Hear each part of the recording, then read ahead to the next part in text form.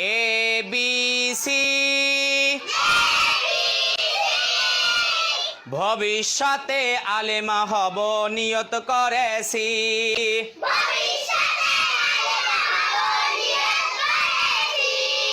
D E F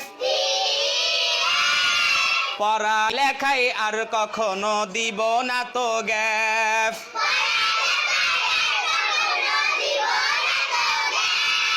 G H I আল্লাহ হলেন সবার বড়, তার বড় কেউ নাই।